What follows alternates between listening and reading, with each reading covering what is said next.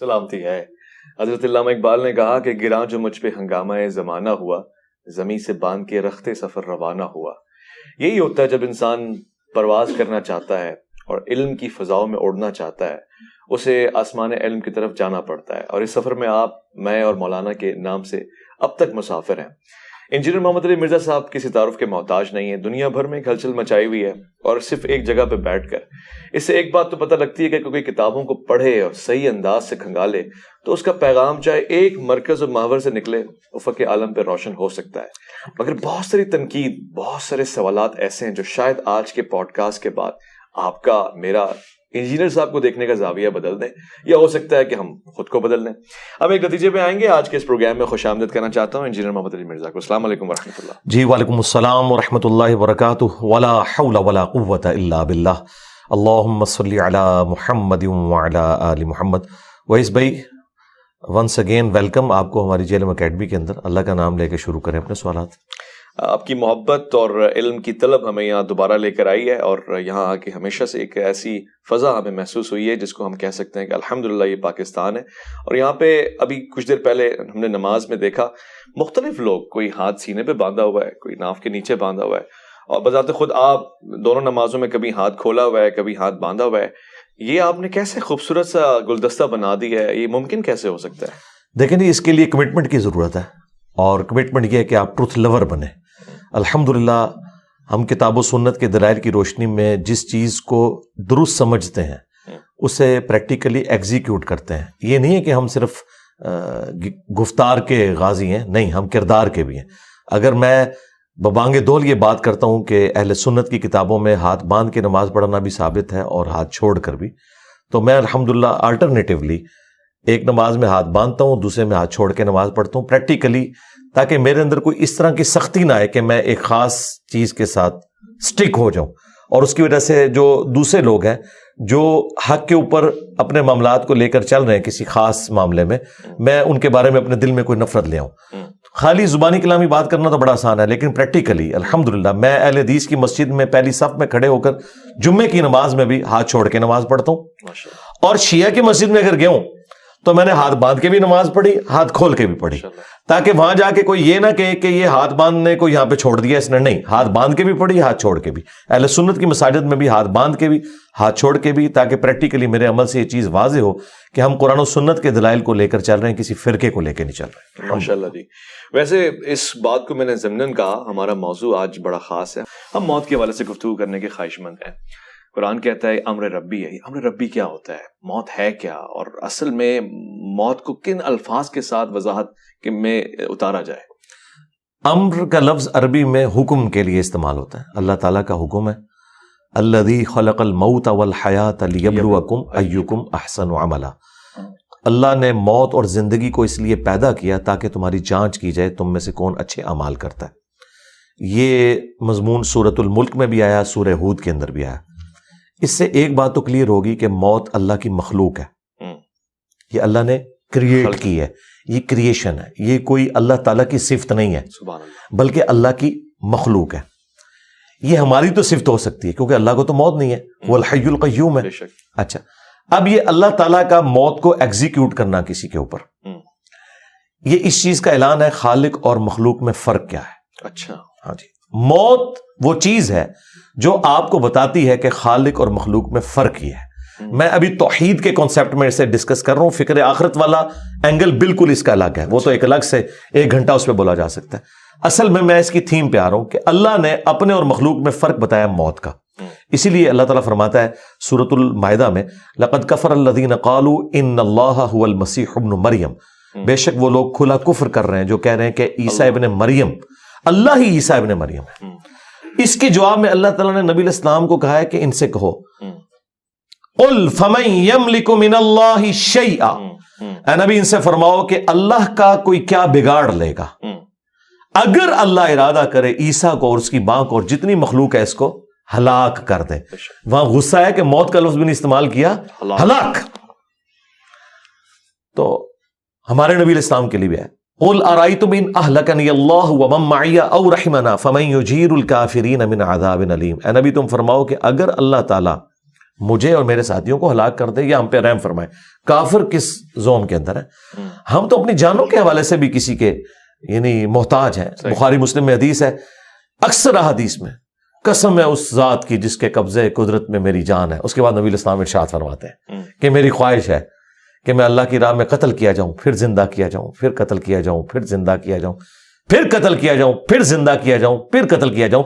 یعنی نبی الاسلام نے اپنے اوپر بار بار موت کو طاری کرنا اس اللہ کے لیے مر مٹنے کو پریزنٹ کیا توحید کے لیے. پھر نبی الاسلام کے بارے میں قرآن میں آیا قل ان صلاتی ونسکی ومحیای ومماتی للہ رب العالمین. اے نبی تم فرماؤ بے شک میری نماز, میری قربانی, میرا جینا, میرا مرنا اللہ کے لیے. یہ میں رسول اللہ کو سینٹرڈ کر کے آپ کو موت کا کنسیپٹ سمجھا رہا ہوں تو بابت شاہی کوئی نہیں. ہاں جو کہتے ہیں عبد القادر جیلانی نے اسرائیل کو روح کھولی, اور نہیں ہو بھائی خدا کے لیے, یہ اللہ تعالیٰ کے پاس اختیار ہے, وہ ملک الموت کے ذریعے موت کو طاری کرتا ہے.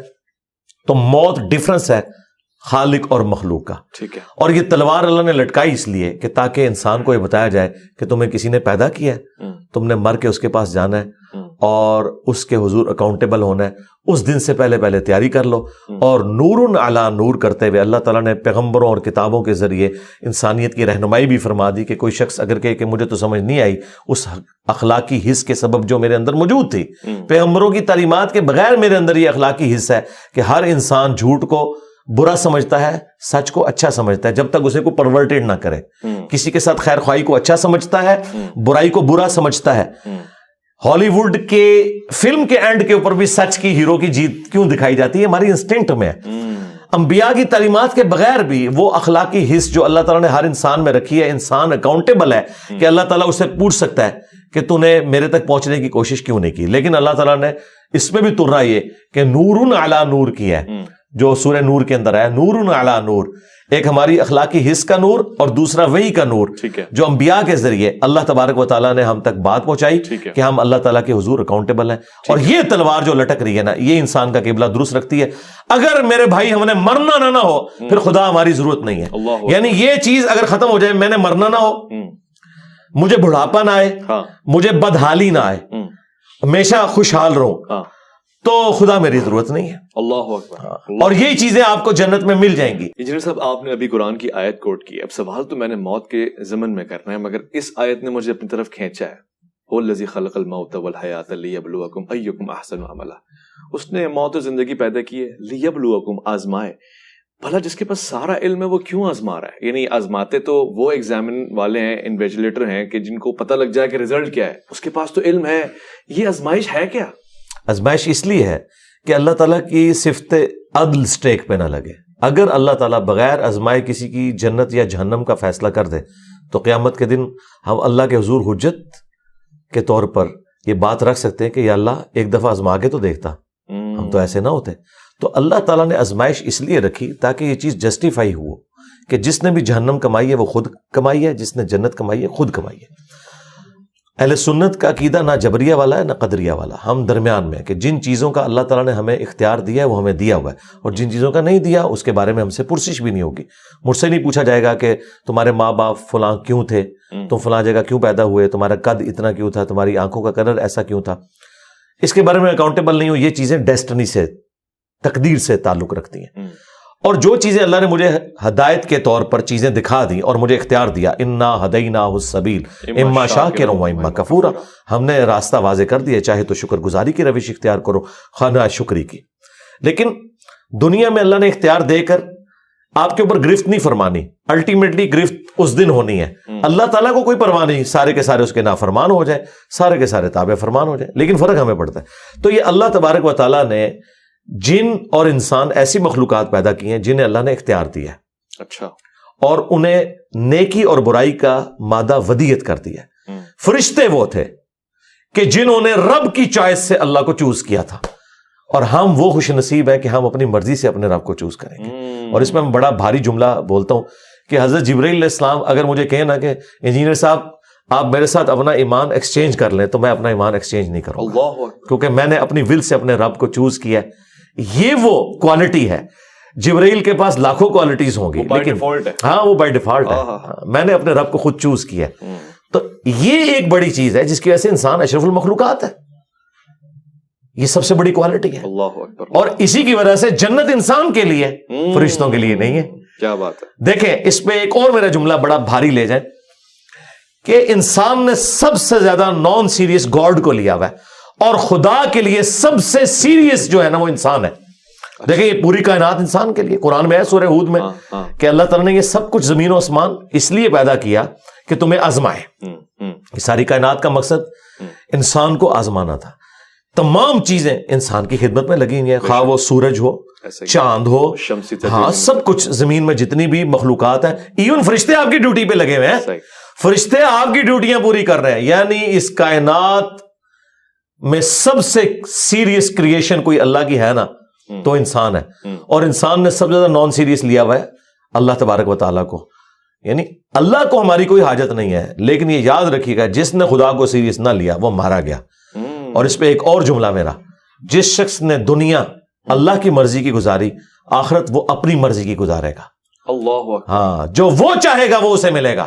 اور جس نے دنیا اپنی مرضی کی گزاری, آخرت وہ پھر آخرت اللہ کی مرضی کی گزارے گا. پھر اللہ اس کے ساتھ جو کرے گا وہ کرے گا. وَلِعَوْذُ بِاللَّهِ تَعَالَى. اللہ اکبر. اللہم اجرنا من النار. آمین یا رب العالمین. اچھا مرزا صاحب, موت کی ہی گفتگو کو ہم مزید سمجھنا چاہیں گے.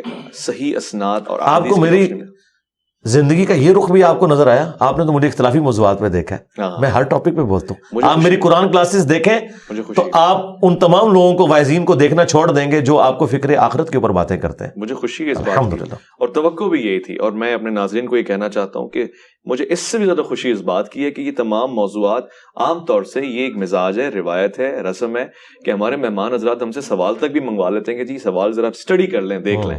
تو پتہ نہیں مرزا صاحب کس چیز کا دعویٰ کریں گے, مگر الحمدللہ مزاج سلونی کا اثر مجھے نظر آ رہا ہے کہ جو کچھ ہے وہ فی البدی ہے, اور فوراً سے جوابات بھی آ رہے ہیں. بہرحال اس سے آپ اتفاق اور اختلاف کر سکتے ہیں. میں کسی کی مریدیت کا قائل نہیں ہو رہا, میں بتا رہا ہوں کہ جو میں دیکھ رہا ہوں, جو شواہد ہے میرے سامنے.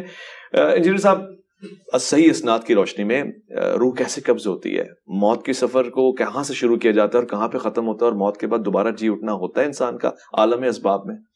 عالم اسباب میں تو ممکن نہیں ہے. اب جو بندہ دنیا سے چلا گیا, سورہ یاسین کے اندر سورۃ الواقعہ میں آیا کہ جو دنیا سے چلا گیا اب وہ واپس دنیا میں نہیں آ سکتا. یہ تو اللہ تعالیٰ کا ایک ڈیوائن یونیورسل ٹروتھ ہے. عیسیٰ ابن مریم کے بارے میں قرآن میں رپورٹ ہوا ہے کہ وہ مردوں کو زندہ کرتے تھے, بس اتنا, اللہ کے اذن سے. وہ بھی ان کا ایک معجزہ تھا کہ جو میت رکھی ہے اسے کہتے تھے کم باذن اللہ, وہ زندہ ہوتی تھی. تو یہ بہت ایکسٹراڈنری واقعہ. پھر وہ لوگوں سے کہتے تھے بتاؤ اس کو میرے بارے میں کہ میں کون ہوں, تو وہ میت گواہی دیتی تھی کہ یہ اللہ کے رسول ہے. پھر وہ دوبارہ موت کی حالت میں واپس چلی جاتی تھی. یہ نہیں ہے کہ اس کی دوبارہ سے زندگی سٹارٹ ہو جاتی تھی, نہیں, اس طرح نہیں ہے. لہٰذا وہ جو مردوں کو زندہ کرنا ہے وہ وقتی طور پر ہے, دنیا سے اس کا ایگزٹ ہو چکا ہے. اچھا, دنیا میں نہ تو روحیں یہ گھروں میں آتی ہیں, یہ بالکل غلط بات ہے. نہیں آتی, نہیں, کہاں سے آنی ہے روحیں؟ تو قرآن میں واضح لکھا ہے کہ یا علیین میں یا سجین کے اندر ہے. نیکوکاروں کی روحیں علیین میں اور سجین میں ہے بدکاروں کی. ہاں, آپ کی قبر یا عالم برزخ, خواہ وہ شیر کا پیٹ ہو یا ہوا میں راکھ کا بکھرنا ہو, ایئر کریش میں یا سمندر میں غرق ہونا ہو یا مٹی کی ڈھیری کے اندر ہو, یہ تمام عالم برزخ ہے. اس روح اور جسم کا ایک رشتہ برقرار ہے جو کہ ان سین بیریئر ہے. وہ قرآن میں ہے وَمِن وَرَائِهِمْ بَرْزَخٌ إِلَىٰ يَوْمِ يُبْعَثُونَ. ان کے مرنے سے لے کر قیامت تک کے لیے ایک ان سین بیریئر ہے. اس کو آپ آبزرو نہیں کر سکتے, نہ کیمرے میں کیچ کر سکتے, کیونکہ اس دنیا کی چیز نہیں ہے. فرشتے آپ ڈیٹیکٹ نہیں کر سکتے. سائنس صرف فزیکل ورلڈ سے تعلق رکھتی ہے. عالم برزخ انبیاء کرام 1,24,000 کم و بیش بیت المقدس میں, صحیح مسلم میں آتا ہے, جمع ہوئے, نبی الاسلام نے امامت کی. لیکن مجھے بتائیں ایک شہر میں اس زمانے میں 1,00,000 بندہ اکٹھا ہو جائے تو کیا وہ مسجد میں پورا آئے گا؟ تو ہلچل مچ جائے گی جی. لیکن کسی کو پتہ ہی نہیں چلا, کیونکہ وہ اس فریم آف ریفرنس میں بات ہی نہیں ہو رہی تھی. وہ ایک الگ دنیا ہے جو اس دنیا کے ساتھ تعلق نہیں رکھتی. اس کے اپنے رولز ہیں, اور اللہ تبارک و تعالیٰ نے وہ غیب کے پردے میں وہ ساری کی ساری چیزیں رکھی ہوئی ہیں. یہاں پہ بھی روح کے بارے میں سورہ بنی اسرائیل میں آیا کہ اے نبی تم سے روح کے بارے میں پوچھتے ہیں, تم فرماؤ یہ اللہ کا امر ہے, اور تمہیں تو علم نہیں دیا گیا مگر قلیل. جب علم قلیل دیا گیا نبی علیہ السلام کو تو ہمارے ٹیچر تو وہ ہیں جب انہیں قلیل علم دیا گیا تو بس جتنا دیا گیا انہوں نے اتنا ہی ٹرانسفر کرنا تھا. اب اس کے بعد یہ کہنا ہے کہ کوئی کسی کی روح نکال سکتا ہے, داخل کر سکتا ہے, کسی کی روح کے اوپر کنٹرول کر سکتا ہے, بالکل ایسا نہیں ہے. اور روح جو دنیا سے چلی گئی وہ چلی گئی. اب اس کے نکلنے کی جو تفصیلات ہے وہ سنن نسائی کے اندر تفصیل کے ساتھ حدیث موجود ہے کہ اہل ایمان کی روح کیسے قبض کی جاتی ہے. بخاری میں حدیث ہے کہ اللہ تعالیٰ فرماتا ہے کہ مجھے کسی کام میں کوئی تردد نہیں ہوتا سوائے ایک کام کے کہ جب مجھے مومن کی روح قبض کرنی ہوتی ہے. اچھا, اب اللہ تعالیٰ کو بھی تردد ہے, اللہ کو بھی تردد ہے. کیوں؟ اس کے ریگارڈ میں کہ میرا مومن بندہ ہے اور وہ موت کو ناپسند کرتا ہے. ویسے فی نفسی تو موت کو پسند کرتا ہے, لیکن اس اعتبار سے کوئی شخص مرنا نہیں چاہتا. دنیا میں رہنا تو چاہتا ہے انسان, یہ ول جو ہمارے اندر ہے اسی نے ہمیں زندہ رکھا ہوا ہے. کوئی شخص بھی یہ نہیں چاہتا کہ وہ جان بوجھ کے جا کے مر جائے. وہ چاہتا ہے کہ مومن بھی چاہتا ہے کہ میں زیادہ عرصہ دنیا میں گزاروں, اللہ کو رسپانس کروں, زیادہ اپنے لیے ذخیرے آخرت اکٹھا کروں. اور پھر کوئی بھی نہیں چاہتا کہ اپنے بیوی بچوں کو اس طریقے سے چھوڑ کے چلا جائے. تو اللہ تعالیٰ جب اعتراض ہے, شہید تو چاہتا ہے کہ وہ شہید ہو جائے, مطلب شہادت کی آرزو لے کے لوگ میدان میں اترتے ہیں نا. جی, شہید تو چاہتا ہے, بالکل. موت اس لیے گلے لگاتے ہیں کہ موت آنی ہے, اس لیے نہیں کہ وہ جا کے تو خود کافر کو کہتے ہیں کہ یہ میں کھڑا ہوں تو آگے مجھے تلوار مار دے. یہ نہیں, موت تو آنی ہے. ایگزٹ تو ہر بندے کا دنیا سے ہے, تو جب ایگزٹ ہے تو شہادت کے ذریعے ہو. یہ نہیں کہ خودکشی کرنی ہے آپ نے, خودکشی اور شہادت میں آپ نے فرق رکھنا ہے. تو موت تو آنی ہے, تو خواہش ہونی چاہیے کہ میں شہادت کی موت مروں, لیکن یہ خواہش نہیں ہے کہ میں جو فوراً مر جاؤں اور کوئی نیک اعمال نہ کر سکوں. ہاں, دین کو جب میری ضرورت پڑے تو پھر میری پہلی پرائورٹی وہی ہے. جس طرح حسین ابن علی حج کے دنوں میں کربلا چلے گئے تھے, اس لیے کہ وہ سمجھتے تھے کہ اس وقت اس چیز کی ضرورت ہے. ٹھیک ہے, اور باقی جو حج آج تک سلامت ہے وہ حسین ابن علی کی بدولت ہے. ہاں, اچھا, صلاح الدین ایوبی نے حج نہیں کیا وہاں کیونکہ وہ اس سے بڑی پوسٹ کے لیے کام کر رہے تھے. تو یہ اب دیکھنے کی ضرورت ہے. کیا ہوا حج؟ جی میں نے الحمدللہ کیا 2007 میں. کوئی تصویر ہم نے آج تک دیکھی نہیں ہے اس لیے پوچھ رہا ہوں. نہ عمرے کی نہ حج کی. لوگ تو کہتے ہیں جی جاتے بھی ہیں, جہلم سے باہر نکلتے ہیں اکیڈمی سے کہ نہیں. میں نے تصویر بنا کے کیا کرنا ہے, میں تو میرے بھائی نماز پڑھتا ہوں 5 وقت, تو میں نے اپنے نام کے ساتھ کبھی نمازی بھی نہیں لکھا, تو میں نے حاجی بھی نہیں لکھا, حج بھی کیا ہے, عمرے بھی نہیں, کتابیں بھی نہیں, وہ تو میں ایک سلوگن کے طور پہ بات کرتا ہوں. اچھا, اس طرف واپس آئے کہ وہ اللہ تعالیٰ فرماتا ہے کہ مجھے تردد ہوتا ہے جب مومن کی روح قبض کرنی ہے, کیونکہ موت کو تو ناپسند ہر بندہ کرتا ہے. یہ میں اب تک نہیں سمجھ پا رہا, میری ہیلپ فرمائے. اللہ کو تردد یعنی وہ تو نفس مطمئنہ کو قرآن میں پکار رہا ہے, آپ کہہ رہے ہیں کہ ہاں وہ اگلی سٹیج ہے نا, یہ اس سے پچھلے والی سٹیج ہے. اچھا, تردد ہوتا ہے. پھر اس تردد کو دور کیسے کیا جاتا ہے؟ تردد اللہ تعالیٰ کو اس اعتبار سے کہ میں نے اب مومن کو راضی کیسے کرنا ہے کو میرے پاس آئے. جس طرح سیدہ فاطمہ کا قول ہے صحیح بخاری میں, سیدہ عائشہ سلام اللہ علیہا کا, کہ جب سے میں نے نبی الاسلام کو موت کی تکلیف میں دیکھا ہے تو اب میں تعجب نہیں کرتی کسی کو موت میں تکلیف میں دیکھوں. تو موت کی تکلیف سے تو نبی الاسلام کو بھی گزرنا پڑا ہے. یہ تکلیف تو ہے نا, کل نفس ہاں بالکل. اچھا, وہ تکلیف سے تو گزرنا پڑا. پھر بخاری مسلم کے الفاظ ہیں, عائشہ کہتی ہیں نبی الاسلام کا جب آخری وقت تھا تو آپ علیہ السلام بار بار یوں نگاہ اٹھاتے تھے اور کہتے تھے اللہم رفیق الاعلیٰ, اے اللہ رفیق اعلیٰ. تو میں نے سمجھ لیا کہ نبی الاسلام کو اب اختیار دیا گیا, چاہے آپ دنیا میں رہیں چاہے اللہ کے پاس جائیں, کیونکہ آپ اپنے صحت مندی کے دنوں میں کہتے تھے کہ ہر نبی کو موت سے پہلے اختیار دیا جاتا ہے. وہاں پہ تردد اس لیے کہ مومن مرنا نہیں چاہتا. اچھا, ٹھیک ہے, ظاہر ہے وہ چاہتا ہے میں زیادہ سے زیادہ وقت دنیا میں گزاروں اللہ کے لیے. اچھا, موت کو تو ہر بندہ ناپسند کرتا ہے اس اعتبار سے. یہ تو اسے پتا ہے کہ موت آنی ہے, لیکن جینے کی تو ہے. مثلا اگر ابھی یہاں پہ اچانک کوئی بم پھٹے تو آپ کیا شہید ہونے کے لیے تیار ہوں گے یا بھاگ دوڑ کریں گے؟ سب کچھ کریں گے. کوئی بڑے سے بڑا ولی اللہ بھی بٹھائے اس کے سامنے بھی ایسے اس کی بھی آنکھیں بند ہوگی. ظاہر ہے کہ اللہ نے نیچرل رکھا ہے ہمارے اندر. ولی اللہ کے لیے تو کہہ رہے ہیں ان پہ خوف ہی نہیں ہے. ہاں, وہ خوف کون سا ہے میں بتاتا ہوں. یہودیوں کے لیے کہہ رہے ہیں ان سے کہو تمنا کرو موت کی, نہیں کریں گے. وہ آپ ہمیں موت تک پہنچنے نہ دے رہے ہیں, میں اپنی بات پوری کر لوں نا, آپ راستے میں پکڑ لیتے ہیں. تو وہ اس میں اللہ تعالیٰ فرماتا ہے کہ پھر جب یعنی موت کا وقت اس کا قریب آتا ہے پھر اللہ تبارک و تعالیٰ اسے راضی کرتا ہے. وہ ہے جو سورہ حامی میں سجدہ میں آیا کہ فرشتے ان پر نازل ہوتے ہیں, انہیں خوشخبریاں دیتے ہیں, انہیں جنت دکھائی جاتی ہے, جنت کی نعمتیں دکھائی جاتی ہیں, اس کی وجہ سے وہ اٹریکٹ ہوتا ہے. اچھا, اور ان نعمتوں میں اتنا محو ہو جاتا ہے وہ کہتا ہے اللہ میں نے ادھر ہی جانا ہے. ابھی تک اس کا ایمان بالغیب تھا. اچھا, اب وہ دیکھ رہا ہے. اب وہ دیکھ رہا ہے. جب اس نے دیکھ لیا نا پھر وہ کہتا ہے کہ بھئی دنیا کی بیوی سے وہ مجھے جنت کی بیوی سوٹیبل ہے, اور وہی والی ہے کہ دنیا کی نعمتوں سے مجھے جنت کی نعمتیں سوٹیبل ہیں. اور وہ اللہ نے رکھا ہے ایسا. وہ تو دیکھیں بخاری مسلم کی حدیث ہے کہ میں نے اپنے نیکوکار بندوں کے لیے وہ نعمتیں چھپا رکھی ہیں جو نہ کسی آنکھ نے دیکھی, نہ کسی کان نے سنی, نہ کسی کے دل پہ اس کا کھٹکا بھی گزرا. بس وہ جب وہ دل پہ کھٹکا کیا وہ دیکھ لی, سن لی, پھر انسان کہتا ہے کہ نہیں یا اللہ میں وہیں جاؤں گا. دیکھیں جب تک آپ اس کیفیت سے گزر نہیں سکتے اس وقت تک آپ کو پتہ نہیں چل سکتا نا. وہ کیفیت جب آئے گی نا, اچھا پھر جب وہ انسان راضی ہوتا ہے نا, پھر وہ کہتا ہے یا اللہ میں نے مرنا ہے, ورنہ کس کا دل کرتا ہے. اور قرآن میں اللہ تعالیٰ فرماتا ہے جب جو لوگ ریاکاری کرتے ہیں ان کی مثال دیتے ہوئے سورۃ البقرہ میں کہ تم امیجن کرو کہ تمہارے چھوٹے چھوٹے بچے ہوں اور اچانک تمہارے پہ موت کا وقت آ جائے تو تمہیں اپنے بچوں کی کتنی فکر لگ جائے گی.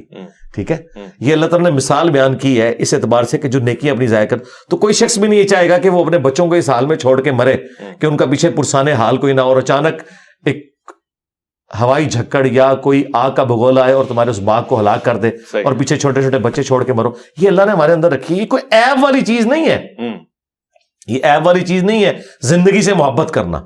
یہ اللہ تعالیٰ کی ریکوائرمنٹ ہے, اسی کی وجہ سے, ورنہ تو لوگ خودکشیاں کیوں نہ کر لیں. ہم خودکشی کیوں نہیں کرتے, ہم جینا چاہتے ہیں. نہیں لیکن علی بھائی یہ بات سمجھ نہیں لگی, پوری زندگی ہم نے فلسفے میں یہی پڑھا لالچ بری بلا ہے. آپ کہہ رہے ہیں اینڈ ٹائم پہ لالچ دی جائے گی اور جنت دکھائی جائے گی. حضرت علی کہہ رہے ہیں کہ میں اس کی عبادت لالچ میں نہیں کرتا, اس لیے کرتا ہوں کہ عبادت کے لائق ہے. یہ حضرت علی کی طرف تو ایک غلط بات ہی منسوب ہے, ہم تو اسے نہیں مانتا. یہ قرآن کے بالکل خلاف ہے. قرآن میں واضح ہے سورہ السجدہ میں کہ ہمارے نیک بندے خوف اور امید دونوں کے ساتھ اپنے رب کو پکارتے ہیں. یہ ایک کوالٹی ہے مومن کی. کیوں؟ جنت کا لالچ شیطان نے دیا یا اللہ نے؟ وہ لالچ ہی کہلائے گا. جی لالچ ہی. تما قرآن میں تما کا لفظ ہے. اب ہمارے ہاں لفظ ایک بدنام ہو گیا, سود. ہم ربا کے لیے بول رہے ہوتے ہیں, سود کوئی نیگیٹو ورڈ تو نہیں ہے, سود مند نہیں استعمال کرتے آپ اردو میں, تو وہاں تو آپ اس کا نفع لے رہے ہوتے ہیں مطلب. لیکن سود لفظ سور کی طرح بدنام ہو چکا ہے کیونکہ ربا کے لیے یوز ہو رہا ہوتا ہے, حالانکہ وہ لفظ ہے ربا. ٹھیک ہے, سود کا لفظ پازیٹیو تھا لیکن چونکہ بدنام ہو گیا, تو جو پازیٹیو لالچ ہے وہ تو ہے, وہ تما کا لفظ ہے, وہ اللہ نے ہمیں تما دی, وہ شیطان نے دی. جی موٹیویشن ہے. تو اس طرح کے الفاظ آتے ہیں. اللہ کے لیے مکر کا لفظ نہیں استعمال ہوا. مکر. ہاں, تو جب ہم کرتے ہیں تو ہم وہ احتراماً اس کا ترجمہ اردو میں مسلمانوں کے شر سے بچنے کے لیے کر رہے ہوتے ہیں. عربی میں تو لفظ موجود ہے, تدبیر بھی تو لفظ عربی کا تھا, اللہ نے تو استعمال نہیں کیا. اعلیٰ حضرت نے اس ترجمے کو مسلمان کرنے کی کوشش کی خفیہ تدبیر کے ذریعے, لیکن اللہ نے وَمَكَرُوا وَمَكَرَ اللَّهُ وَاللَّهُ خَيْرُ الْمَاكِرِينَ. کوئی حرج نہیں ہے, ایک ہی ورڈ ہے, جب ادھر استعمال ہوگا تو وہ ٹھیک ہے, اس طرح ہو سکتا ہے. اللہ بھی زندہ ہے, ہم بھی زندہ ہے, لیکن زمین و آسمان کا فرق ہے. تو وہ اللہ تبارک و تعالیٰ مومن کو وہ چیز دکھاتا ہے, پھر وہ کی طرف جو ہے متوجہ ہوتا ہے. ٹھیک ہے. اور پھر آپ نے جو کہا نا لا خوف علیہم ولا هم یحزنون, جی یہ آخرت کے بارے میں آیا ہے. اچھا, کہ اللہ کے جو نیک بندے ہیں ان کو آخرت میں نہ کوئی خوف ہوگا نہ کوئی غم. کیوں؟ انہیں پتہ ہے کہ ہم نے صحیح کام کیا ہے, انشاءاللہ تعالی ہمیں انعام ملے گا. لیکن مجھے بتائیں, حدیث شفاعت میں تو آتا ہے انبیاء کہیں گے نفسی نفسی. ہاں جی, ہاں, تو پھر لا خوف علیہم ولا هم یحزنون کہاں گیا اگر انبیاء بھی یہ نہیں ہے؟ تو یہ سٹیجز ہیں نا. آپ ڈائریکٹ آخری سٹیج میں نہ پہنچ جائیں. پہلی سٹیج یہ ہے کہ لوگ پریشان ہوں گے, اگلی سٹیج یہ ہے کہ نبی الاسلام کے پاس شفاعت کے لیے آئیں گے, اس سے اگلی سٹیج یہ ہے کہ نبی الاسلام اس سٹیج کے دوران سب نفسی نفسی کر رہے ہوں گے کیونکہ انہیں پتا ہوگا کہ آج اللہ تعالیٰ اس جلال میں جو آج سے پہلے نہیں تھا.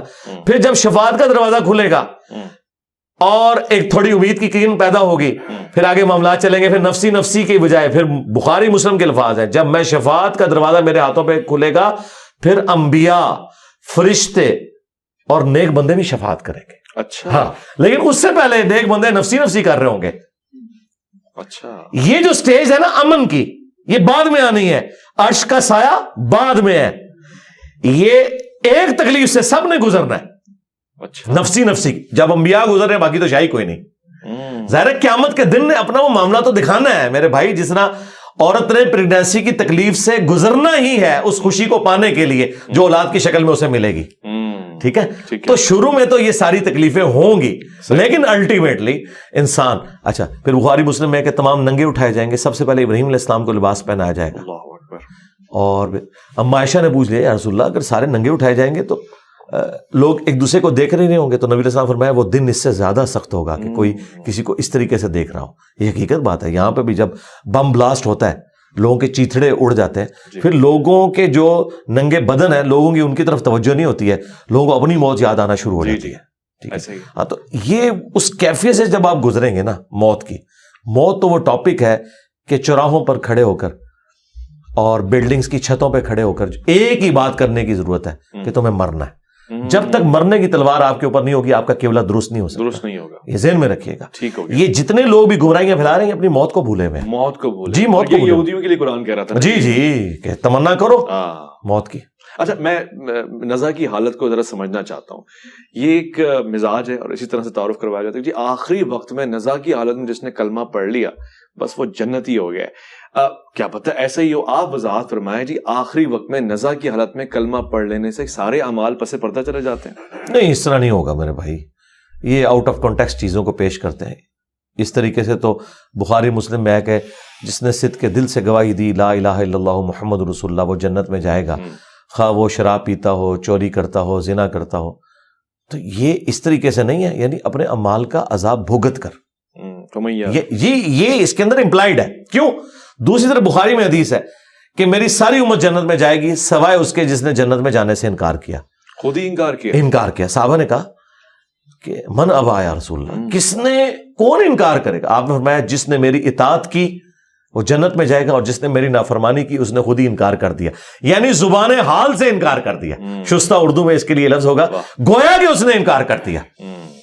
یعنی ویسے تو وہ کہہ رہے ہیں میں نے جنت میں جانا ہے لیکن اس کے کرتوت نہیں جنت میں جانے والے. تو یہ ساری چیزوں کو جمع کر کے ایک رزلٹ نکالا جاتا ہے. نزا کی جو تکلیف ہے وہ مومن نے بھی کاٹنی ہے, منافق نے بھی کاٹنی ہے, کافر نے بھی کاٹنی ہے. بخاری مسلم کے جب الفاظ ہیں ہم عائشہ کہتی ہیں کہ جب سے میں نے نبی علیہ السلام کو نزا کی تکلیف میں دیکھا ہے میں تعجب نہیں کرتی, لیکن وہ تکلیف جھیلنا آسان ہو جائے گا اہل ایمان کے لیے. اچھا جھیلنا آسان ہو جائے گا, وہ دکھا دیا جائے گا. ہاں وہ دکھا دیا جائے گا. آہستہ آہستہ سارے معاملات اس کے لیے سیٹل ڈاؤن ہو جائیں گے.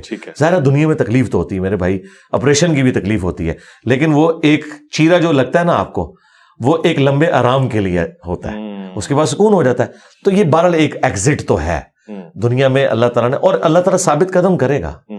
تو قرآن میں واضح ہے کہ اللہ تعالیٰ دنیا میں اور آخرت میں اہل ایمان کو ثابت قدم رکھے گا. قبر کے سوالات کے اندر بھی ثابت قدم رکھے گا. یہی آیت نبی علیہ السلام نے عذاب قبر کے کانٹیکسٹ میں تلاوت کی تھی. بخاری مسلم میں حدیث ہے کہ اللہ تعالیٰ دنیا میں بھی اور آخرت میں بھی ثابت قدم رکھے گا. من ربک ما دینک ما کنت تقول فی حق ھذا الرجل. یہ ان ساری چیزوں میں اب بات سے بات نکل آتی ہے. میں بڑا معذرت خواہ ہوں, تمام احادیث میں صرف ایک ہی حدیث میں یہ 3 سوالات مجھے سنائی دیے ہیں. ویسے صرف اللہ کے رسول کے بارے میں سوال ہے اور یہ 3 ایک ہی صحابی سے یہ روایت ہے.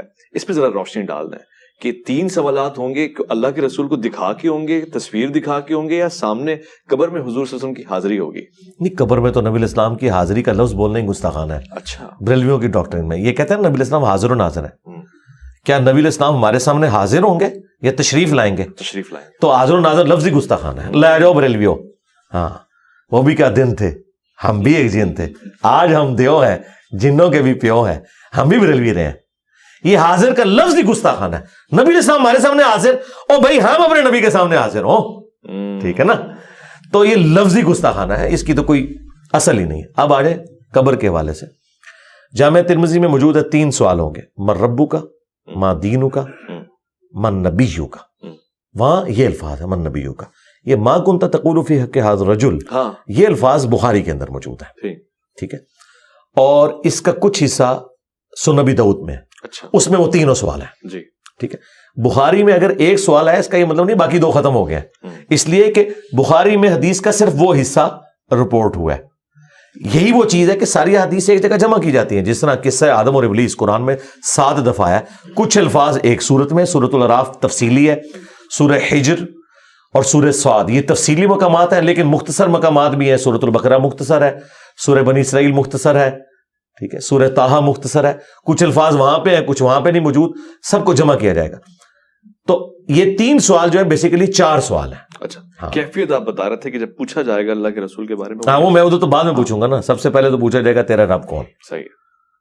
تو جو مؤمن ہے تو وہ کہے گا ربی اللہ, اور دین میرا اسلام ہے, اور نبی اسلام کے بارے میں کہے گا ہوا محمد رسول اللہ صلی اللہ علیہ وسلم. وہ تو اللہ کے رسول محمد ہے صلی اللہ علیہ وسلم. دنیا کی کسی حدیث کی کتاب میں یہ موجود نہیں ہے کہ نبی علیہ السلام تشریف لائیں گے یا آپ کی شکل مبارک دکھائی جائے گی. اچھا, یہ انہوں نے خود ڈیٹیکٹ کیا ہے. وہ کہتے ہیں جو یہ ہاذا کا سیگا نا, تو ہاذا کا لفظ جو ہے وہ اس کے لیے استعمال ہوتا ہے جو سامنے موجود ہو. جی, ہم کہتے ہیں یہ بالکل آپ کی بات غلط ہے. کیوں؟ بخاری کے اندر جب عبداللہ ابن عمر نے یزید کی بیعت کی تو انہوں نے سیم لفظ استعمال کیا حاضر رجل، حالانکہ وہ بیٹھا تھا شام میں، یہ مدینہ میں تھے. یعنی حاضر رجل سے مراد جس کا کہ ذکر ہو رہا ہے، خواہ وہ غائب میں بھی موجود ہو. عربی لغت میں حاضر جی استعمال ہو جاتا ہے. اچھا، اور اس پر ترا یہ کہ جواب میں وہ حاضر محمد رسول اللہ تو نہیں کہتا، وہ غائب کا صیغہ استعمال کرتا ہے، ہوا محمد رسول اللہ. تو جواب ہی بتا رہا ہے، ورنہ تو کہ ہاذا محمد رسول اللہ، وہ کہتا ہے ہوا محمد رسول اللہ. اچھا، مفتی احمد یار خان نعیمی جو پوتا شاگرد ہیں اعلیٰ حضرت کے، انہوں نے جال حق میں لکھا ہے کہ اگر نبی علیہ السلام سامنے موجود نہیں ہے تو اس مردے کو چاہیے کہ وہ کہے ای الرجل، کس مرد کے بارے میں پوچھ رہے ہو. تو جب وہ پوچھ رہے ہیں نا اس مرد کے بارے میں کیا کیتا ہے، تو مراد ہی وہ سامنے موجود ہے، ورنہ تو اس کو پہلا سوال یہ ہونا چاہیے تھا کس کی بات کر رہے ہو بھائی، کہنا کیا چاہ رہے ہو. تو ہم نے مفتی صاحب کا یہ اعتراض دور کر دیا. مسند احمد میں ایک حدیث ہے، یہی حدیث کا ایک طریق مسند احمد میں ہے، اس میں الفاظ ہے کہ وہ کہتا ہے کہ تم کس مرد کی بات کر رہے ہو، تو وہ کہتا ہے الذی بعث فیکم، اچھا، جو تم میں مبعوث کیا گیا تھا پیغمبر بنا کر. اور یہ الفاظ ابو داؤد میں بھی موجود ہے کہ وہ پوچھتا ہے کہ کس مرد کی بات کر رہا ہے، یعنی کسی غائب کا ذکر ہو رہا ہے، کسی غائب کا ذکر. پھر وہ کہتا ہے ہوا محمد رسول اللہ، جواب ہی بتا رہا ہے ہوا، وہ تو اللہ کے رسول محمد ہے، ورنہ ہوتا ہاذا محمد رسول اللہ، غائب کی ضمیر، غائب کی ضمیر. تو یہ بالکل کلیئر ہے، یہ بالکل فراڈ ہے. بریلویوں نے کہا کہ نبی علیہ السلام تشریف لاتے ہیں، دیوبندیوں نے کہا شکل مبارک دکھائی جاتی ہے. جھوٹ بول رہے ہیں، ایسی کوئی بات نہیں ہے. اور ہم آپ کو دلیل ایک اور دیتے ہیں، بخاری مسلم میں حدیث ہے، ایک حبشیہ عورت تھی جو مسجد نبوی کی صفائی کیا کرتی تھی، فوت ہو گئی. صحابہ کرام نے رات کو جنازہ پڑھ کے اسے دفنا دیا. چند دن گزرے، نبی علیہ السلام نے کہا وہ عورت میں نہیں دیکھ رہا. ان کا یا رسول اللہ وہ تو فوت ہو گئی. ہاں فرمایا تم نے مجھے نہیں بتایا. نبی علیہ السلام کے لیے اس کی اہمیت یہ ہے کہ وہ صفائی کرنے والی ہے. تو صحابہ کرام کہتے ہیں ہم نے ہلکا جانا اس عورت کو، لیکن حضور نے اس کو امپورٹنس دی کہ مسجد کی صفائی کرتی ہے. آپ نے کہا مجھے اس کی قبر پہ لے کے جاؤ. آپ قبر پہ گئے، بخاری مسلم کے الفاظ ہے، آپ نے جنازہ پڑھا دوبارہ خود، اور واپس پلٹ کے آپ نے فرمایا یہ قبریں اندھیروں میں ڈوبی ہوئی تھی، اللہ تعالیٰ نے میرے جنازہ پڑھنے کی برکت سے انہیں نور سے بھر دیا. اچھا، سبحان اللہ کا مطلب یہ ہے کہ وہ کافروں کی قبریں نہیں تھی. کافر کی قبر میں نور نہیں آ سکتا. مسلمان کی قبریں اس زمانے میں اندھیرے سے بھری ہوئی تھی. اور آج لوگ کہہ رہے ہیں جو کچھ بھی ہے تیرے محبوب کی امت سے. بھئی محبوب کے زمانے کے لوگ بھی اگر کام غلط کریں گے تو اندھیروں میں ڈوبی ہوئی ہوں گی، تسی تو شاہی کوئی نہیں. ہاں، اگلی بات، نبی علیہ السلام اگر اس کی قبر میں خود تشریف لے گئے تھے تو آپ صحابہ سے کہتے کہ ہاں یار وہ 3-4 دن پہلے فوت ہوئی تھی، میں قبر میں گیا تھا، تو تم نے مجھے بتایا کیوں نہیں؟ تو آپ نے تو یہ بات نہیں کی، آپ نے تو قبر کی جگہ بھی ان سے پوچھی ہے. تو اگر آپ قبر میں گئے ہوتے تو آپ کو پتا ہوتا نا میں قبر میں گیا تھا. یہ سب کچھ جھوٹ ہے. ایون نبی علیہ السلام جو خواب میں آتے ہیں نا، یہ بھی نبی علیہ السلام کو نہیں پتا ہوتا میں کسی کے خواب میں کیا ہوں، یہ اللہ تعالیٰ دکھاتا ہے. مثلا آپ میرے خواب میں ہیں تو آپ کو کیا پتا ہوگا؟ یہ ایک اللہ کا ڈپارٹمنٹ ہی الگ ہے. اور نبی میں تو فرق ہے نا جی، جو فرق، ہاں وہ آگے چلے نا، وہ فرق میں آپ کو بتا دیتا ہوں کیا ہے کہ آپ کی شکل میں شیطان بھی آ سکتا ہے. ہاں، ان کی شکل میں شیطان بھی آ سکتا ہے. لیکن یہ کہنا کہ نبی علیہ السلام خود آ جاتے ہیں، تو آپ مجھے بتائیں جو مسند احمد میں حدیث ہے، میں صبح سے کربلا میں اب حسین اس کے ساتھیوں کا خون جمع کر رہا ہوں، تو کیا پریکٹیکلی نبی علیہ السلام وہاں کربلا میں گئے تھے؟ یہ ایک شبیہ ہے، ایک تمثیل کے طور پہ دکھایا جاتا ہے، اس کا اس سے کوئی تعلق نہیں ہے. ورنہ نبی علیہ السلام کو اللہ تعالیٰ نے بار بار اس تکلیف سے گزارنا ہے کہ آپ علیہ السلام کو لائیو منظر دکھایا جائے کہ آپ یہ دیکھیں یہ ہو رہا ہے؟ نہیں. یہ امت کی تعلیم کے لیے یہ خواب ابن عباس کو دکھایا گیا کہ نبی علیہ السلام تکلیف میں ہے حسین ابن علی کی وجہ سے. یہ نہیں کہ نبی علیہ السلام کو اللہ تعالیٰ نے مجھے بتایا. نبی علیہ السلام کیا اپنی پوری زندگی امت کا غم کھاتے رہے، اب وفات کے بعد بھی انہوں نے یہ غم کھانا ہے کہ کربلا کے لیے 50 سال بعد انہیں قبر سے نکال کے تو کربلا میں لایا جائے کہ دیکھیں ایک ایک بچے کا لاشا آپ کے سامنے اٹھے. یہ تو انتہائی گستاخانہ عقیدہ ہے. یہ ایک تمثیل ہے جو دکھائی گئی ہے امت کو سمجھانے کے لیے کہ نبی علیہ السلام کا دل دکھا ہے حسین کی شہادت سے، بس. اس کا یہ قطعاً مقصد نہیں کہ وہاں آپ خود کربلا میں موجود تھے.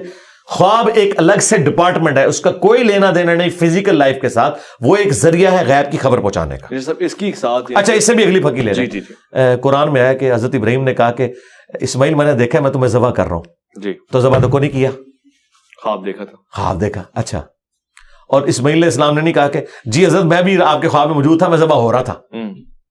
ان کو بھی نہیں پتا. یہ تمثیل ہوتی ہے. وہ تو کہہ رہے ہیں نا کہ خواب منام ہے، خواب ہے، منام ہے. تو یہاں بھی منام کی بات ہو رہی ہے. قبر والی بات میں وہ خواب نہیں کہہ رہے، کون سی؟ حضور تشریف لاتے ہیں. نہیں، میں بات کر رہا ہوں جو یہ خوابوں میں کہتے ہیں نا کہ نبی علیہ السلام آئے ہیں تو فزیکلی آپ آگے ہیں، یا آپ کو بھی پتا ہے، میں اس کی بات کر رہا ہوں. تو ٹاپک ہی الگ ہے نا، وہ تو میں نے آپ کو بتا دیا نا.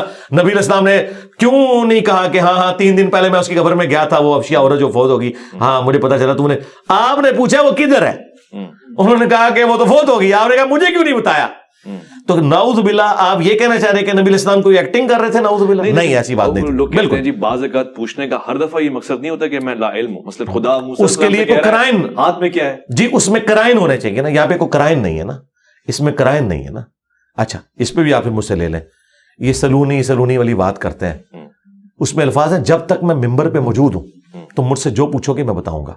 ہمارا عقیدہ ہے کہ نبی الاسلام جتنی دیر ممبر پہ تھے اللہ تعالیٰ کی غیبی تائید تھی کہ اب آپ سے جو بھی سوال پوچھے گا ہم آپ کو اسی وقت اس کا جواب سکھائیں گے تاکہ آپ اپنی نبوت کو اسٹیبلش کریں. صرف ممبر پہ؟ جی ممبر پہ, اس لیے کہ نبی الاسلام نے کہا جب تک میں ممبر پہ موجود. اب آپ پوچھیں گے اس کی دلیل, جی دلیل اس کی ہے بخاری مسلم میں حدیث ہے, نبی الاسلام نے کہا جب میں معراج سے واپس آیا تو کافروں نے مجھ سے ایسے ایسے سوالات کیے کہ مجھے ان کے جواب نہیں آتے تھے. یہ الفاظ ہیں بخاری مسلم کے.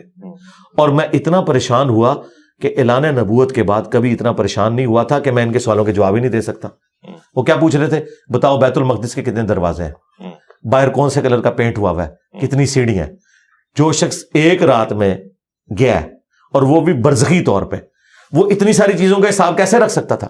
تو بخاری مسلم کے الفاظ ہیں جب انہوں نے سوال کیے مجھے جواب نہیں آ رہے تھے, میں اتنا پریشان ہوا کہ مجھے جھوٹا کہیں گے. اللہ تعالیٰ نے اسی وقت بیت المقدس کو اٹھا کے میرے سامنے کر دیا. اللہ اکبر. وہ پوچھتے جاتے تھے میں بتاتا جاتا تھا. یہ وہ عقیدہ ہے ہمارا کہ جب اللہ چاہتا ہے نا اس وقت دکھایا جاتا ہے, ہر وقت ہر چیز کا علم. کیا پتہ ہر وقت اللہ چاہتا ہو, یعنی اس کی چاہت پہ مبنی ہے نا. یہ جو چاہت ہے نا یہ عقیدہ کفر ہے.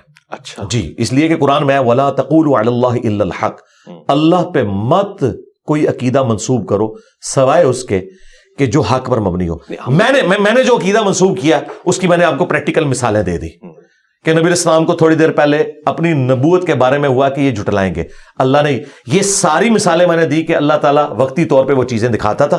اچھا پھر قرآن میں بھی جو سوالات آپ سے پوچھے جاتے تھے اس سے پہلے آپ کو قرآن کہہ رہا ہے کہ اس سے پہلے آپ کو نہیں پتا تھا کہ یوسف علیہ السلام کس طرح مصر پہنچ کے, ہم نے جواب دیا. یہ تو ہمارا عقیدہ ہے. یہ ان کا جو عقیدہ ہے کہ ہر وقت ہر چیز کا علم ہوتا ہے اور سب کچھ عطا کر دیا ہے, یہ کس آیت اور حدیث میں لکھا ہوا ہے؟ یہ من گھڑت عقیدہ. ہم نے تو اپنے قائد کے دلائل رکھ دیے. اس کے اوپر جذباتی ڈاکٹرن کھڑی کرنا کہ جی آپ فیتا لے کے تو ناپ رہے ہوتے ہیں نبی کے علم کو, نہیں. قرآن جگہ جگہ کہہ رہا ہے کہ تم سے قیامت کے بارے میں پوچھتے ہیں, ٹھیک ہے, تم اللہ کے پاس ہے. یہ ہے جی وہ علم جو نہیں ہے نبی کے پاس. آپ مجھے اچھا آپ بھی مانتے ہیں کہ نبی الاسلام کے پاس قیامت کا علم نہیں قرآن کی روح سے؟ وَيَقُولُونَ مَتَىٰ هَٰذَا الْوَعْدُ, نہیں علم غیب تو ہم مانتے ہیں, الگ موضوع چلا گیا. وَيَقُولُونَ مَتَىٰ هَٰذَا الْوَعْدُ إِن كُنتُمْ صَادِقِينَ قُلْ إِنَّمَا الْعِلْمُ عِندَ اللَّهِ. ایک چیز میں نے ثابت کر دی نا, آپ کی ڈاکٹرن ٹوٹ کی ماں کانا وما یکون کی, کیونکہ آپ نے کہا ہر چیز کا علم ہے. قرآن کہہ رہا ہے کہ نبی تم سے قیامت کا اس طرح پوچھ رہے ہیں جس طرح تم دھاگ لگا کے بیٹھے ہوئے ہو. تم فرماؤ اس کا علم تو اللہ کے پاس ہے. اللہ جب جسے چاہے گا ظاہر کر دے گا. قرآن پورے کا پورا یہ کہہ رہا ہے کہ قیامت کا علم نبی الاسلام کو نہیں دیا گیا بلکہ نشانیاں صرف بتائی گئی ہیں. نہ سن بتایا گیا, نہ تاریخ بتائی گئی, نہ یہ بتایا گیا کہ کتنی انسانیت پیریڈ گزارے گی تو قیامت آئے گی. یہ تو ایک واضح چیز قرآن میں آئی ہے نا, اس کا انکار تو کفر ہے نا. لیکن آج آپ بریلویوں سے پوچھیں, جال حق میں مفتی احمد خان نعیمی سے جب پوچھا گیا بھی بتاؤ یہ قیامت تو نکل ہے نا, تم کہہ رہے تو فیتا تو اللہ نے مار دیا. تو اس نے کہا کہ یہ رسول اللہ کی محبوبیت کا تقاضا ہے کہ مرنے سے پہلے اللہ تعالیٰ نے حضور کو قیامت کا بھی بتا دیا ہوگا خود سے. وَلَا تَقُولُوا عَلَى اللَّهِ إِلَّا الْحَقِّ, یہ کذاب اللہ کے اوپر جھوٹ مانتے ہیں. ٹھیک ہے, واضح ہو گیا. آپ نے شہیدوں کا ذکر کیا اور ظاہر موت کا ہمارا موضوع ہے, شہادت اس سے جڑی ہوئی ہے, گویا زندگی سے زیادہ جڑی ہوئی ہے. قرآن بھی یہ کہتا ہے یہ زندہ ہیں ان کو مردہ نہ کہو. اب یہ کون سا فیس ہے؟ یہ برزخ کا کوئی فیس ہے یا شہید کس طرح سے زندہ ہے, رزق کس طرح سے حاصل ہو رہا ہے, یہ ڈیفائن کرتے ہیں صحیح کلیئر معنوں میں, کیونکہ اس کو ہم مردہ تو نہیں کہہ سکتے. ہاں جی, یہ اس کو بھی پہلے کلیئر کر لیں. جو مردہ اسے مردہ کیوں نہیں کہا جائے گا؟ قرآن یہ نہیں کہنا چاہ رہا. اگر اس کا مطلب یہ ہے تو مجھے بتائیں, صحیح بخاری میں 4 جگہ تفصیلی خطبہ ہے سیدنا ابو بکر کا, من کان یعبد محمدا فإن محمدا قد مات. جو کوئی تم میں محمد کی عبادت کرتا تھا جان لے محمد مر گئے. تو حضرت ابو بکر صدیق نے تو کہا ہے کہ نبی الاسلام مر چکے ہیں, حضور شہید ہوئے. ایک ٹاپک لادا ہو گیا, ادھر ہے نا, ادھر ہے. نبی الاسلام تو افضل ترین شہید ہے. جی آپ شہید ہیں, آپ شہید ہیں. بخاری میں موجود ہے کہ اے عائشہ, جو خیبر کے موقع پہ مجھے زہر دیا گیا تھا وہ میری رگیں کاٹ رہا ہے. نبی صاحب کو آنری طور پر اس شہد کو عود کروا کے شہادت کی موت دی گئی. یعنی آج یہ بات کلیئر ہو جائے نا کہ جی سب کے نزدیک ہے نبی صاحب شہید ہوئے ہیں, جی شہید ہوئے ہیں, لیکن یہ آنری شہادت ہے, یہ وہ والی شہادت نہیں ہے کہ میدان جنگ میں آپ شہید ہوئے ہوں.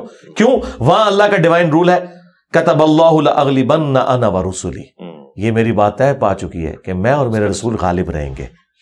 اگر عیسیٰ ابن مریم قتل ہو جاتے نا یہودیوں کے ہاتھوں تو ان کی تو رسالت فارغ ہو جاتی, کیونکہ رسول تو خود دھمکی لگاتا ہے, خود قتل ہو جائے تو پھر تو مخالف جیت کے. اس لیے رسول جب بھی دھمکی لگاتا ہے نا اس کے مخالف قتل ہوتے ہیں, وہ نہیں قتل ہوتا. نبی علیہ السلام بھی قتل نہیں ہوئے, آپ کو آنری طور پہ شہادت دی گئی ہے 4 سال بعد اس زہر کا اثر واپس لا کے. انبیاء لیکن قتل ہوئے, یحییٰ علیہ السلام. جی وہ ہوئے.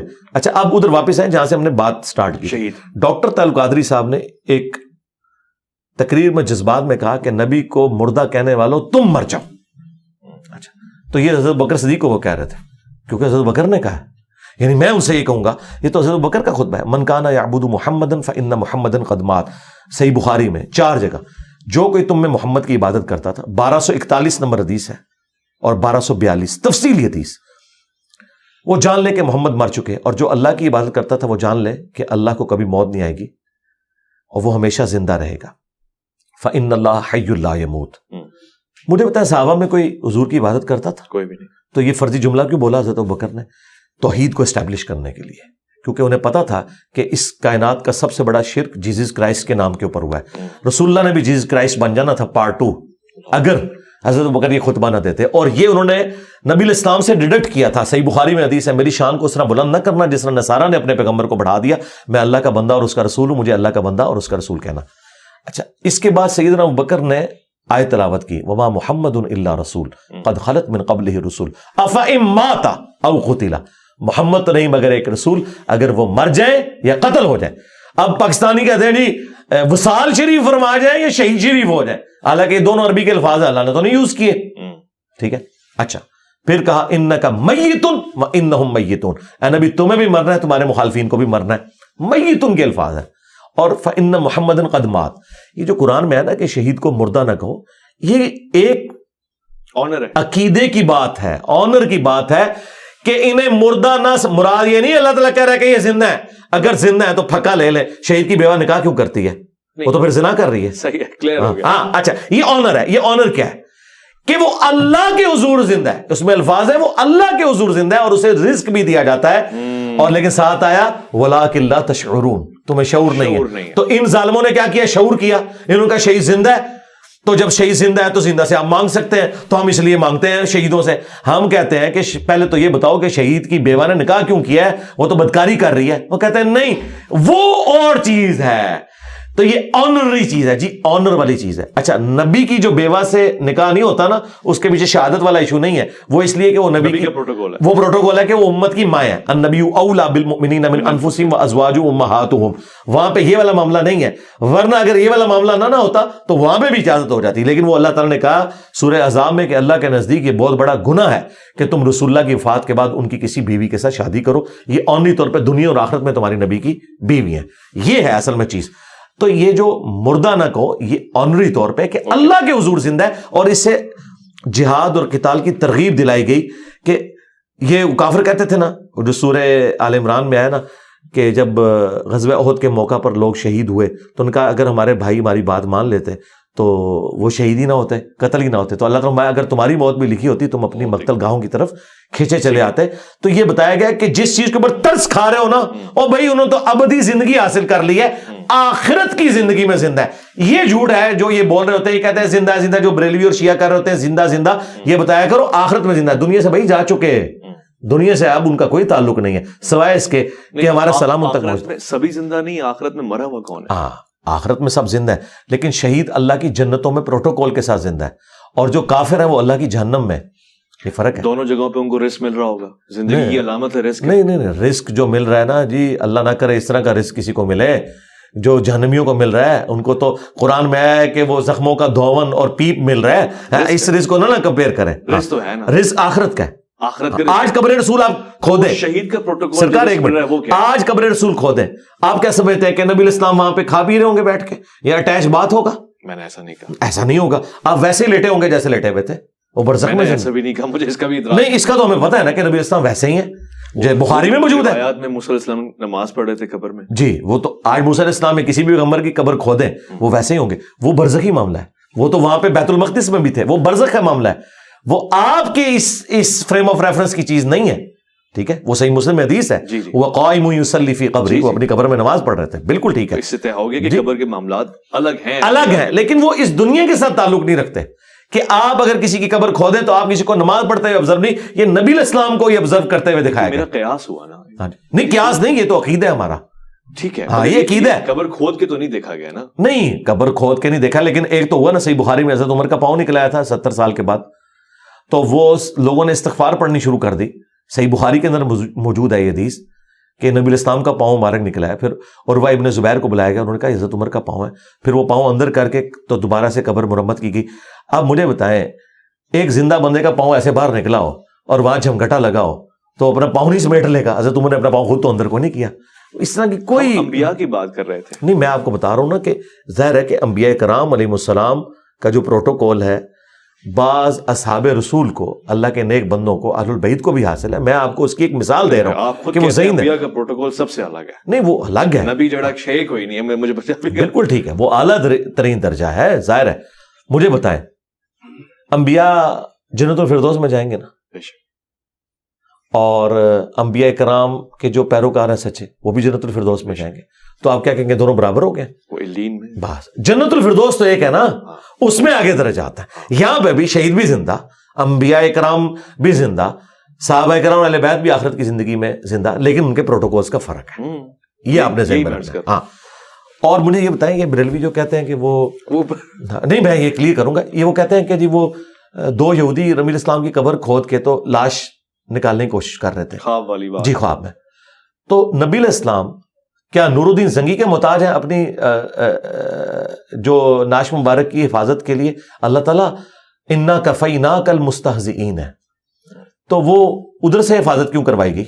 بالکل جعلی واقعہ, اس کی کوئی سند نہیں ہے, جھوٹ ہے یہ. اچھا بالکل ٹھیک ہو گیا. اچھا, موت کے سلسلے میں ایک بڑا دلچسپ سوال ہے, شہادت کے حوالے سے تو آپ نے بیان فرما دیا, فقہی سوال ہے اور اس پہ ذرا روشنی ہو جائے کیونکہ مختلف مکاتب فکر میں مختلف آراء ہے. مرنے کے بعد یعنی میت کے لیے شوہر بیوی کا جو ازدواجی رشتہ ہے, یعنی اس کے لیے محرم ہونا کس طرح سے ثابت ہے نہیں ہے؟ مطلب وہ غسل دے سکتا ہے اپنی بیگم کو؟ جی کیوں نہیں دے گا. یہ حنفیوں نے ایک ڈھکوسلا کیا ہے کہ جی وہ نکاح ٹوٹ جاتا ہے, بیوی تو اپنے شوہر کو غسل دے سکتی ہے, وہ کہتے ہیں شوہر نہیں دے سکتا اگر اس کی بیوی مر جائے. وہ کہتے ہیں نکاح ٹوٹ گیا. بھائی نکاح کہاں سے ٹوٹ گیا؟ وہ آخری وقت میں جب مری ہے تو اسی کی بیوی ہے. نکاح یہ تو کوئی اور کر سکتا ہے, وہ تو اس کی بیوی کی حیثیت سے مری ہے. مجھے بتائیں, قرآن کہہ رہا ہے کہ میاں بیوی ایک دوسرے کا لباس ہے نا, لباس کا اور میرے جسم کا کوئی پردہ نہیں ہے. سب سے سوٹیبل کوئی اگر پرسنالٹی ہے نا اپنی بیوی کو غسل دینے کے لیے تو مرد ہی ہے. اس سے زیادہ تو کوئی اس کا پردہ رکھنے والا ہی نہیں ہے. یہ انہوں نے ایک جذباتی چیزیں جو ہے مشہور کر دی ہوئی ہیں. اچھا, سیدہ فاطمہ کو غسل کس نے دیا؟ حضرت علی کرم اللہ. ہاں, تو وہ شوہر نہیں تھے. اور یہ پھک ہے جی, یہ مانتے ہیں, خود ہمیں بتاتے ہیں سندے چھوڑ دیں, سندوں کی بحثیں ہم سے کوئی نہ کرے. اب یہ تو وہ واقعات ہیں جو خود بیان کرتے تھے, یہ سندیں تو ہمارا مسئلہ ہوتی ہیں. المستدل الحاکم میں یہ حدیث موجود ہے, یہ چھوڑ دیں. یہ ہمیں سناتے تھے کہ جی حضرت فاطمہ کا وہ پردہ تھا کہ مولا علی نے خود غسل دیا, ان کے تو برنا جسم کو کسی عورت میں نہیں دیکھا. اور ظالموں, اس میں سے یہ رزلٹ نہیں نکلتا تھا کہ وہ ان کے شوہر تھے تو نکاح ٹوٹ نہیں گیا تھا آپ کے بقول, تو یہ پھک ہے.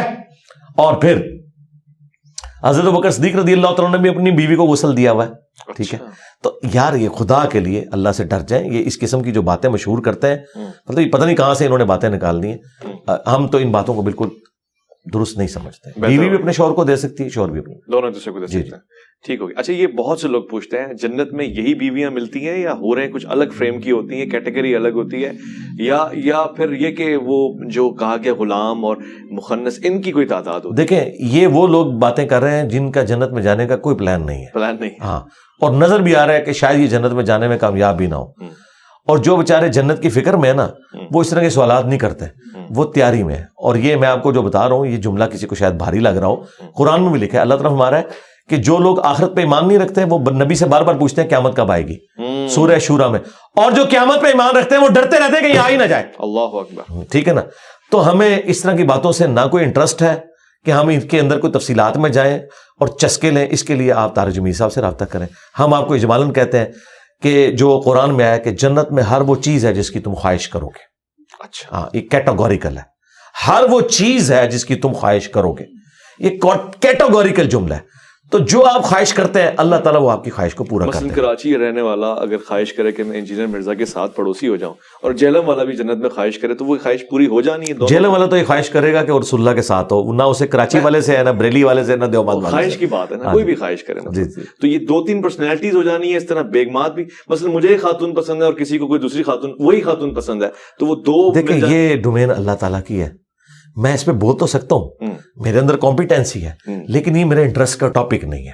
نہ میں اس کو اس لیول پہ اترنا چاہتا ہوں کہ آپ نوجوانوں کے لیے کوئی کلپ بنا کے تو لوگوں کو اس چکر میں ڈال دیں. بھائی اس وقت تو اپنی آخرت کی تیاری کریں, آپ نے مرنا ہے, اللہ کے حضور جانا ہے. ایک دفعہ ادھر سے نکلنے میں کامیاب ہو جائے, آگے جا کے اللہ نے آپ کو سب کچھ دینا ہے انشاءاللہ. یہ میں آپ کو گارنٹی کرتا ہوں کہ قرآن یہ کہتا ہے کہ ہر وہ چیز ہے جو تم خواہش کرو گے. ٹھیک ہے, جب یہ کیٹاگوریکل جملہ ہے نا, ہر وہ چیز ہے جو تم خواہش کرو گے, اللہ تعالیٰ ہر چیز کے اوپر قادر ہے. سبحان اللہ. ٹھیک ہے, اللہ تعالیٰ کے لیے کوئی مسئلہ نہیں ہے کہ کسی شخص کو 1 بیوی دے جنت میں یا 1000 بیوی دے, جس شکل کی وہ چاہے اس شکل و صورت کی دے, جس طرح کی وہ چاہے اس طرح کی دے. اور اللہ تعالیٰ اس چیز کے اوپر بھی قادر ہے کہ ایک عورت کو جس طرح کا شوہر وہ چاہتی ہے وہ مل جائے. اچھا, ہاں اللہ تعالیٰ قادر ہے اس کے. سبحان اللہ. بے شک. میں میت کے حوالے سے اس میں صرف میں ایک جملہ کر دوں جو اکثر لوگ سوال پوچھتے ہیں کہ مردوں کے لیے تو کثرت ازواج ہے, تو عورتوں کے لیے کیا ہے؟ نہیں, اس طرح جو اللہ تعالیٰ نے چیزیں اپنے لیے فکس کر لی ہیں نا اپنی ایک ڈیسٹنی کے اندر, وہ یہ ہے کہ اللہ تبارک و تعالیٰ نے ایک عورت کے لیے ایک ہی مرد رکھا ہوا ہے جنت میں بھی. جی, اس فریم آف ریفرنس سے وہ عورت باہر نہیں نکل سکتی. اچھا, اب اگر وہ چاہے کہ میری خواہش پوری ہو, جی خواہش پوری کرنے کا طریقہ ہوگا, اسے مرد بنا دیا جائے گا عورت کو. جی, کیونکہ پھر وہ اللہ تعالیٰ کے ان رولز کے لیے, جیسے کہتے ہیں نا اس کو قانون اس پہ اپلائی ہوگا, یہ اس کے اوپر نیشنلٹی والا اس صورت میں اپلائی ہوگا. یہ میں آپ کو سولوشن دے رہا ہوں, یہ میں نے قرآن و حدیث میں نہیں کر رہا. نہیں, میں سولوشن میں ٹرانسجنڈر ہی بن جائے گا. نہیں, کیوں بنے گا, اللہ نے بنانا ہے نا.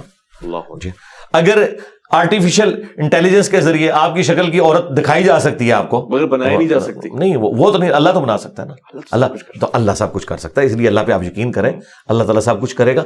تو اگر کوئی عورت کہے گی نا کہ مجھے مرد زیادہ چاہیے, تو ٹھیک ہے, یہ چیز تو اللہ تعالیٰ کی آپ رول کے طور پہ نہیں توڑ سکتے کہ اللہ تعالیٰ نے ایک عورت کے لیے ایک ہی مرد رکھا ہے.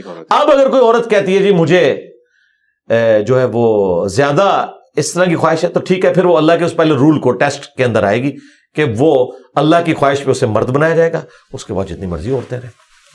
اللہ کے اس چیز سے آپ باہر نہیں جا سکتے نا, وہ اللہ کے اپنے رولز ہیں. میں نے سولوشن آپ کو دے دیا, یہ موجود ہے. اور آخری بات, یہ سارے کے سارے مسئلے آپ کے ہیں اس دنیا کے اندر, آخرت کی ڈومین ہی الگ ہے. ہاں, آپ مجھے بتائیں شادی سے پہلے نوجوان مرد و عورت شادی کو کس طرح آئیڈیلائز کر رہے ہوتے ہیں, شادی کے بعد ان چیزوں کی 1% بھی اہمیت نہیں رہ جاتی ہے, کوئی اور چیز سامنے آ جاتی ہے.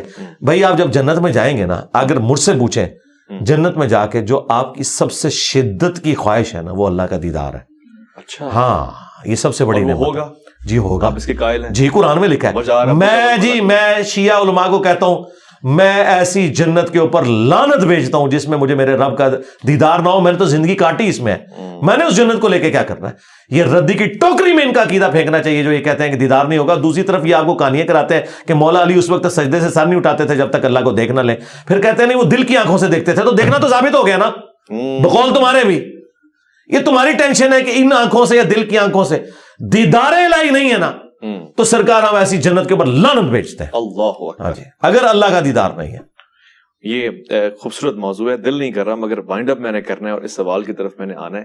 عام طور سے غسل میں یہ مسائل کھڑے ہو جاتے ہیں, شرم گاہوں کو اندر سے صاف کرنا ہے, دبانا ہے, یعنی یہ چونکہ ایک مسلکی بحث بھی شروع ہو جاتی ہے کہ کوئی چیز ڈالنا اور نکالنا, اس پہ صحیح طریقہ کار کیا ہے؟ خدا کے لیے قرآن میں واضح ہے کہ جب کوئی جنبی ہو تو غسل کر لے, ٹھیک ہے, اور غسل کرنے کے لیے وہی طریقہ ہے کہ ظاہری بدن کے اوپر آپ نے پانی بہانا ہے. That's all. ہاں جی, یہ جو حنفیوں نے کہا کہ ناک میں ادھر تک چڑھ جائے, اللہ کے بندو یہ کس حدیث میں آیت میں لکھا ہوا ہے؟ یہ حدیث سے لے کے آتے ہیں تو وہ طریقہ ہے, وہ جو طریقہ بیان کر رہے ہیں وہ تو مجھے بتائیں. قرآن میں وضو تو چہرے سے شروع ہو رہا ہے, بخاری مسلم میں وضو جو ہے کلی اور ناک سے شروع ہو رہا ہے, تو جس سنت ہے اصل وہ ہے کہ چہرے سے 4 فرائض ہے, چہرہ, دونوں ہاتھ کونیوں سمیت, سر کا مسا اور پاؤں کو دھونا اور مسا بھی ثابت ہے، دونوں چیزیں وہ الگ سے لفظ مسا ہے. جی وہ ایک لادہ ٹیکنیکل بحث ہے، میں اس طرف نہیں جاتا، پھر اور چیز شروع ہو جائے گی فی الوقت میں.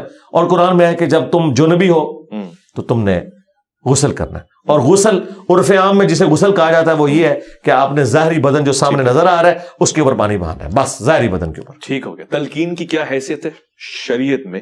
مردے کو تلقین کرنا، اسے کچھ سنانا ثابت ہے؟ کوئی ثابت نہیں ہے، یہ صوفیاء کی گھڑی ہوئی خرافات ہیں. اچھا جی قبر کے اوپر کھڑے ہو کے آپ اذان دیں، انگلی رکھ کے کریں.